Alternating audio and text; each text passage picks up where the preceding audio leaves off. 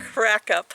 So I am all packed to head over to my workshop with Sue Spargo at Tanque Verde. It is sponsored by the Madeline Island School of the Arts. But you have got to see, I have like a little bag of clothes and the rest of it is stuff I need. So take a look here. So the whole back seat here, I can honestly tell you, all of my clothes are in that little green bag. Everything else is thread and product I need for class. I am not going to be very attractive, but we're going to have a great time, so stay tuned.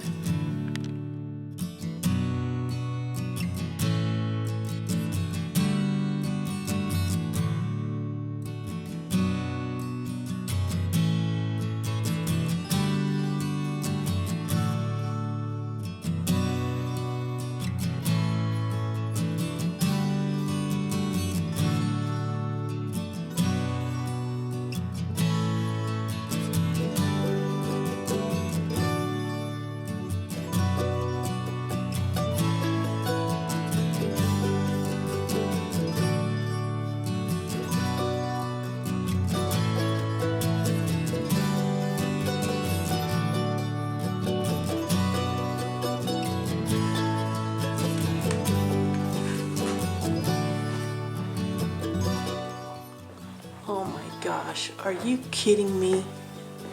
This is amazing. Oh my gosh. Oh my gosh, how cool is this?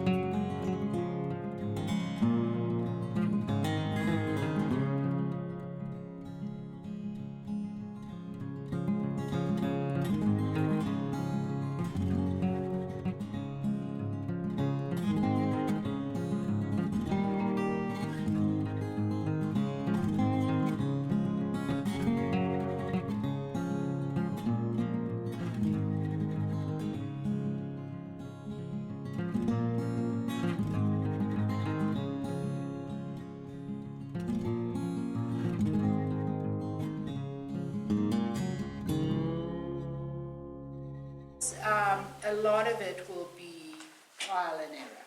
And really, you know, I am totally self-taught. So going back probably 8 years ago, I had never really done an embroidery stitch in my life. I did not grow up doing embroidery. I did a bit of cross stitch in my 20s. And so everything I know is just what I've learned myself. And I think it's a good way to learn like that because you've made all the mistakes. You've tried to figure out what thread works with what stitch. And so you also don't have the fear of trying it. Because I'll have people buy threads and a year later they'll come to class and say, what stitch do I use with this thread? It's like anything. Just try it. If you like it, use it. You know, if you don't like it for that stitch, move on to something else. So that's important, I think. It's all about being adventurous and creative and trying. And the more you try and the more you play, the more confident you'll get, the more you'll understand what you like and dislike, and the more you'll understand the possibilities of the stitch as well. Drove, or you can walk, and you can get the same thing back. Same for the picnic lunch as well. So if you ever need a ride, don't hesitate to ask them. That's what they're there for. Does anybody have any questions for me? Yeah. And now I do a lot of teaching and coaching and story coaching and work around the world. There are other journalists in the room, which means we don't need to talk politics. That's probably a smart thing to do right now. The group I work And it's sort of fun to see that we have some new people as well as people that have been before. So we're going to work on, it's called Tell Me a Story. So it sort of goes with what you do, which is great. So we're going to do little quotes about some sort of story in our lives. And I think we have some that are just doing projects from other classes that we've done as well. So it's sort of informal.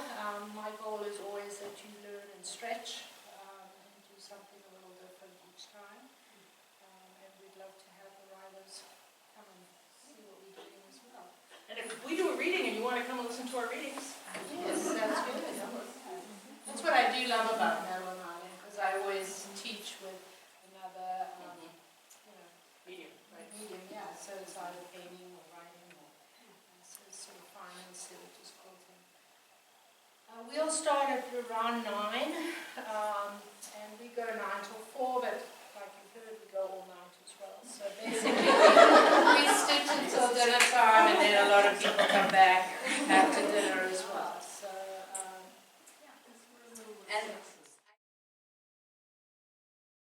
sure, a lot of you sort of got to meet each other last night, but I thought it'd be fun just to do a little introduction. They're saying we're going to be together for 5 days. So why don't we start with you, Janice?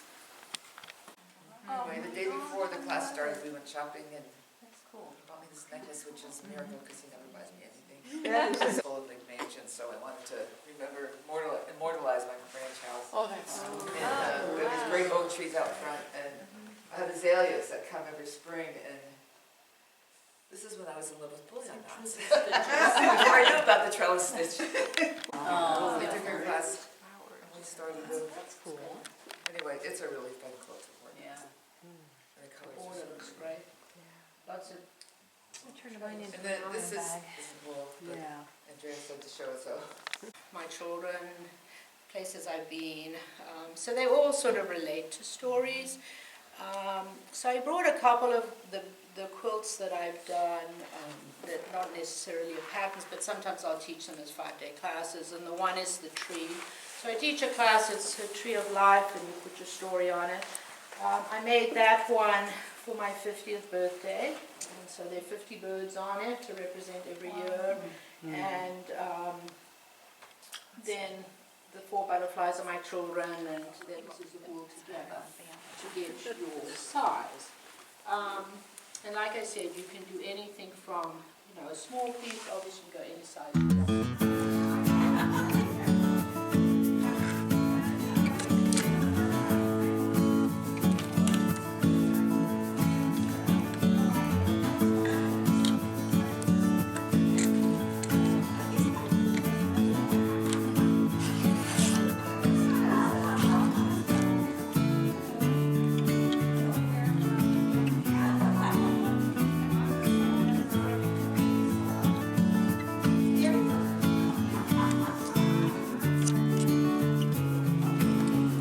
And I did my branches, I didn't want to put all the branches, just to show the same point. Should I get this? So,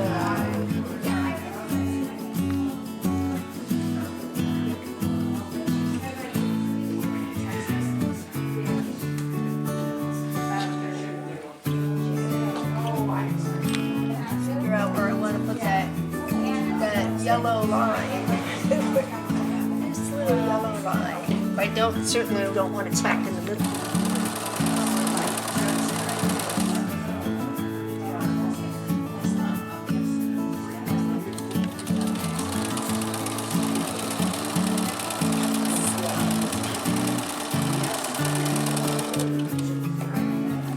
Let's see what you were doing. You guys are here. What are you piecing?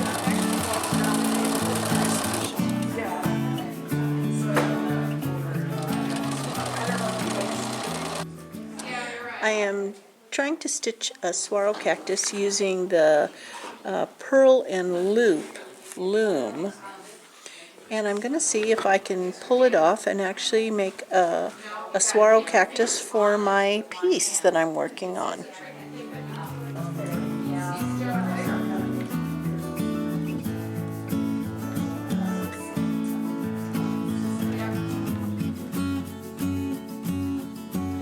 Today I'm going to give you a view of what's going on in our classroom.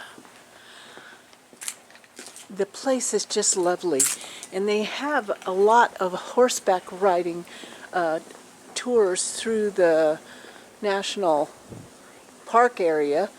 Of course, right now we know that a lot of those places are closed, but there's still trail rides here.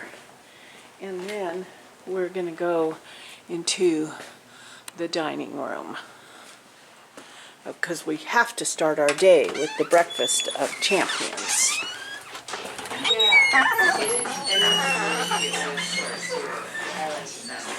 It's our teacher.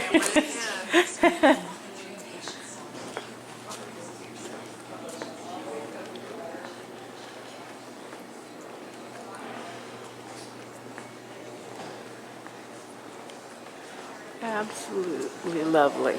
Well, I'm going to have breakfast and then I'll take you to the classroom. I'm doing my little carriage now. Oh, this is New York City, huh? This is Central Park. Central And Park. then the city part is going to be the borders. So it's going to be skyscrapers here and brownstones. And then there's like the museum and maybe brownstones here. And the buildings here are sort of elegant and fabulous. So.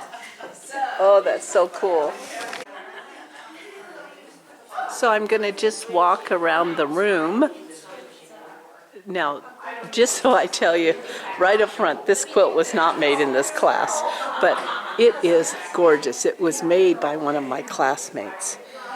And look at all of those stitches. Amazing. Absolutely amazing.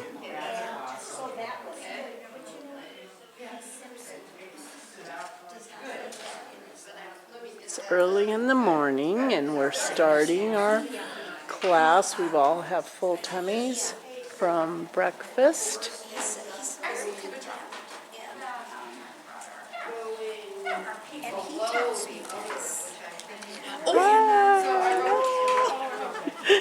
Hi. This is Ariane's quilt from her class in Santa Fe. And I love the sun.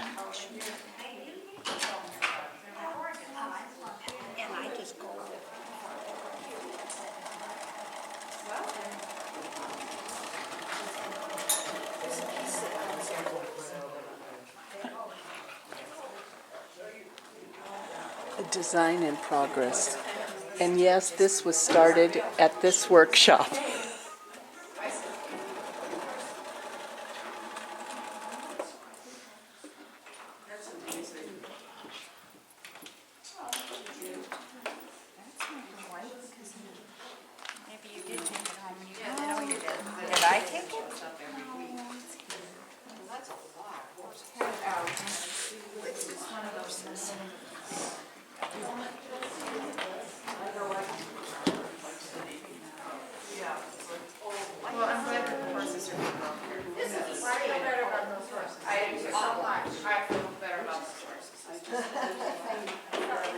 So are you a large animal veterinarian or a small animal?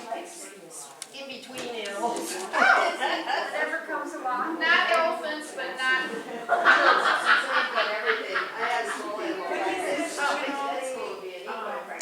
Well, I'm going to get to stitching and I'll keep you posted. Especially for people who haven't done much of it, I was just trying to open their eyes to what are the possibilities. Stems. For a straight line, in fact. It wouldn't be for stems, for lines on the background, for trunks, whatever you want to do. And my other thing is sometimes when I'm into sort of these techniques right now, which some of them are a little bit more dimensional. So sometimes when you have a bit of dimension, you want to know other ways to do dimension so that it flows on the piece rather than you just have it dimensional in one section. So this just may be some fun ideas. The other thing is that, I love to figure out how to use the threads in all sorts of different ways. So can we knit with it? Can we crochet? Can we weave? Can we stitch? So you've got all this stuff. It's like, how can we use them to have fun and not be monotonous? Also, so the basic one first would be 1/4-inch bias. Those obviously are typical, would be a great stem. We have such fun little fabrics now, that have fun. So I always look for things that have some interest in them. And 1/4-inch bias is pretty fun. But a 1/4-inch bias is quite a flat stem, like that.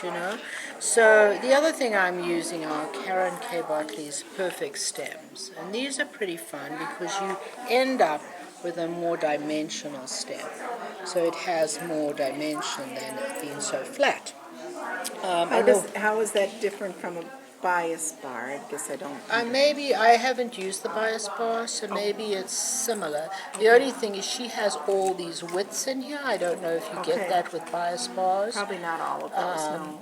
So what you do with these is you decide which width you want, and then you cut your strip 5 times wider than the width of your stem. Okay? And then you're going to put this inside, wrong side. What are those called, perfect stems? Yes. And then you put the raw edges together, and with a zipper foot, you're going to stitch right against the edge of the plastic. Then you trim that to about 1/8 of an inch. So before you take this out, yeah, they're on there, but before you take this out, you're going to roll this so that your seam allowance is at the back, and then there's your stem, and then you're going to press it before you take this out. It's for any type of embellishment, but they're particularly nice for little stems, whether it's rickracs or ribbons, and you can use them in so many different ways. A lot of these are like little rickracs that I've done French knots on, or I've couched with a variegated thread or a plain thread, or little ribbons I've done little stitches on. And these are all these bias strips. Right. So I've just done something on them so that they have some sort of interest. Different ways that they've been attached or stitched with different colors, or I'm familiar with this ribbon plus cotton from Painter's Thread, and it's flat. So I've actually used it flat, and I've couched it. But the nice thing is, because it's woven in sort of a zigzag, when you pull one strand, not two, it will ruche up like this. I don't think that's ruching. I think that's cheating. So you get quite a fun sort of ruched. And so you'll see that in a lot of these samplers where I've just tried different stitches, different colors to see what happens. But I think I've used them down here, yes, there, and the next one over here. And which So ribbon is that? This is ribbon floss cotton. So it's a Painter's Thread, but it's soft. It also will curve, as well, which is nice. And I've also sort of done it in a circular thing for a flower or something like that. Do you have different widths, or is this? No, that's it. Actually, that's what we have. Okay. But different colors. They come in different Texturizing. for one or two flowers if you wanted something a little different. We could obviously do wallflowers, but you can also incorporate any of these with other flowers as well. So, because I'm doing a little bit more dimension now, I think then it needs dimension in some of the flowers as well. So some of the techniques I'm doing is like making yo-yos. I never thought I'd ever make a yo-yo. But, and I'll never make a yo-yo quilt, but I do love them and how you can embellish them and what you can do, and we have such fun fabrics to do them now. So I do use yo-yo makers, and this one will make the small, the medium, and the larger one that I use, just so you know which size makes each one. And I make them this is out of Dupioni silk, I make them out of cottons, I do make them out of velvet. all sorts of things so you can get some fun ideas. But they're really fun to embellish. Like here I've done a whole lot of drizzle stitches with beads out of the center of this one. I think here I've done drizzle stitches as well, but here I did like a fly stitch out of silk ribbon around the outer edge of it. So they are, you can make them as dimensional as you want as you add different things to them. This little one I put little beads around the outside and then. Yes, yeah. So are you familiar with a whipped woven circle or a woven circle? So it's a circular stitch like this. This would be a whipped woven, like a spider web, basically. And a woven one is an under-over weave. So when you do a whipped woven, you can have an even amount of spokes, like 6 or 8. When you do a woven one, it has to be an uneven amount of spokes. So the trick is to get it circular and all your spokes the right length, and also to get your spokes to be equally spaced, especially when you're doing an uneven amount. So these little templates help you do that. So they marked 6, 7, 8, 9, 10, or 5 is the first one. And that's how many spokes each one of them are. You have to peel off your the paper off those. Yeah, we just didn't do that. Different numbers on. So it has 5 spokes, 6 spokes, 7, then 8, 9, and 10. But the other thing that it has, if you look at, it's got circles on there, so you could do a 1/4 inch, a 1/2 inch, so you can make them any width you want them as well. So you can either chalk it, but what I have been doing is just placing it like this and just doing my spokes like that, which I can show you.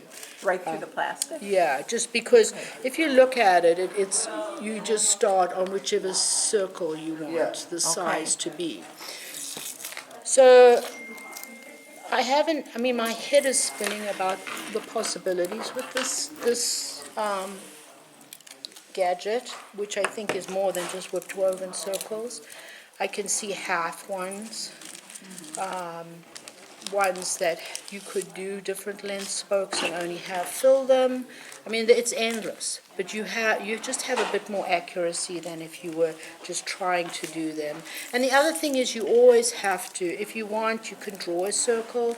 My thing with wool is that I would never draw on wool unless I knew I was covering it, because it's very difficult to get any pencil or anything out of it. So it's also a little difficult to draw a circle and have it end up as a perfect circle, so these work really well. You might want to put more of these out because there are none left. And I think you that have might be bag. it, but Don't we you have, a bag back there? I might have, I'll have a look, okay. So I just hold it, and so I say I'm going to do a 1.5 inch one. Or no, 3/4 inch one. I'm going to come up on the 3rd circle out, make sure I go down on the 3rd circle on the other side like this. Yeah, sort of. Sort of like that. Aren't dream catchers made like this? Yeah, I guess, Indians yeah. make them, you know what I mean? Yep. Where they weave. Yeah, I think it's the same thing, but they have sticks. So are you going around or opposite? I'm just doing one, just conserve thread. I thought I would just, yeah. I'm just going over the next one as I do it. So one thing that I'm pretty good about judging where to come up from the bottom, but one of the things that I found probably was a little easier as you're coming up, if you're finding it hard to find the groove to come up in, sort of come up in the center like this to get yourself oriented, and then you'll know to come up on this, because sometimes you're going like this, trying all over to get up. Okay. So if you find that difficult to be able to judge, I've just done enough stitching that you can sort of know where to come off. So you can either use that to mark your spokes, or you can just Just stitch. stitch in, In just them. hold it and stitch in it like this. Now, you're not going into the middle.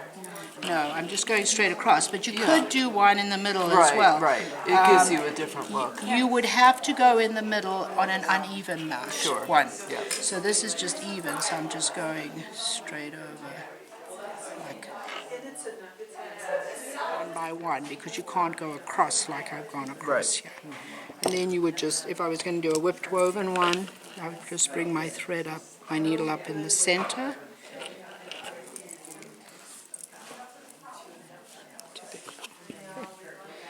And then you could use your tapestry needle, or you could just use the back of your needle, sorry. And you're going back on one, under two. And these are on your website. Yes, yeah. And Jason will sign each one so that we can all have, since it is his design. It is. I think they're pretty clever. And I could see, as I'm doing background stitching, that the possibilities of just using them to get some fun background stitching, that maybe you couch them, wider one. You just couch them down, but at least you get sort of even stitches.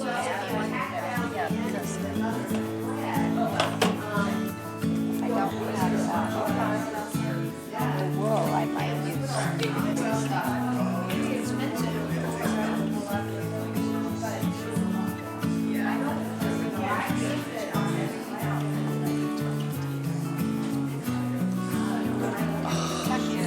Oh, don't have my horse in it. Oh, here's my horse. Oh, Oh, yay! and my husband's pink bird. Birdie. Oh, how cute! It's a Moluccan cockatoo. Moluccan cockatoo. And then my husband's going to be a rock down here. Rock. So this is your whole family. Yeah, it's my family and the history of our cattle ranch and all the sheep we have. Oops, and here's my grandson. Oh. This is my daughter and her son, and this is my son and his son. So I have symbolism. Yes.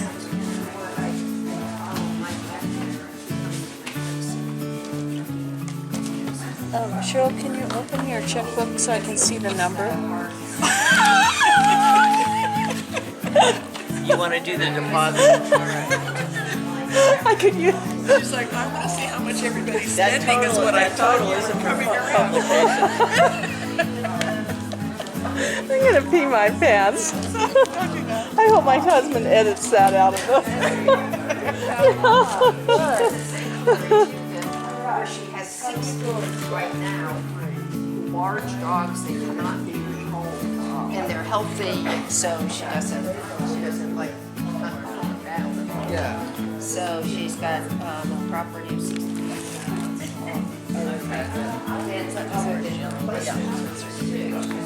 Yeah.